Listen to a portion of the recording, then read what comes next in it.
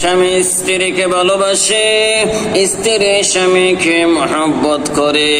স্বামী স্ত্রীকে দেখে দেখে বলে, স্ত্রী আমার, আমি তোমাকে দিল থেকে মহব্বত করি, তোমাকে আমি অন্তর থেকে ভালোবাসি, বলো তোমাকে আমি কি পুরস্কার দিতে পারি।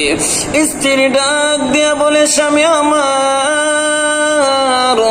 মেহেরবানি করিয়ে আপনি আমাকে 3 তালাক দিয়ে দাও।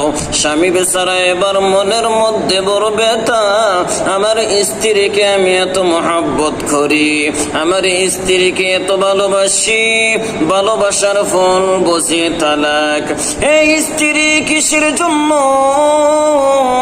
তুমি এভাবে তালাক চাইলা? তালাক চাওয়ার কারণ কি আমাকে বলে দাও। স্ত্রী ডাক দিয়া বলে, স্বামী আমার, আমি আপনার কাছে তালাক চেয়েছি, আপনি আমাকে তালাক দিয়ে দাও।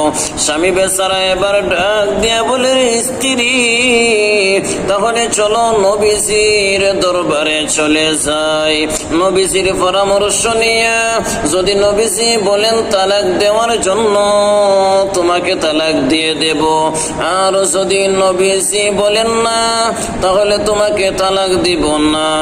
এবার স্বামী স্ত্রী উভয়জন মিলিয়া নবীজির দরবারে চলে যাইতেছে। রাস্তা দিয়া যখন হেঁটে হেঁটে যাচ্ছেন, রাস্তার মধ্যে যাওয়ার পরে স্বামী বেচারা হুটুস খেয়ে পা ভেঙে দিয়েছে। এবার স্ত্রী ডাক দিয়া বলে, স্বামী আমার,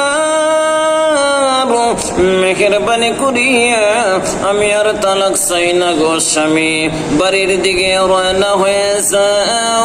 এবার স্বামী স্ত্রী বাড়ির দিকে রওনা হলেন।